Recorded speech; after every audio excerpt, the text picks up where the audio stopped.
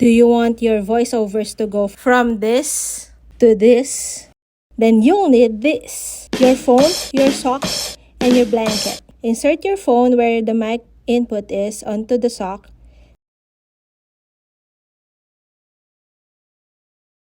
Press record and do your voiceover, and voila!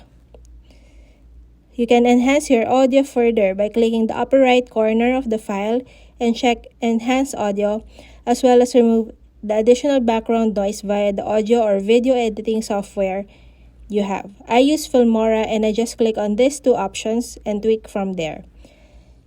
This is the audio without the sock and the blanket. Do you want your voiceovers to go from this? Do you want your voiceovers to go from this? Did this video help you out?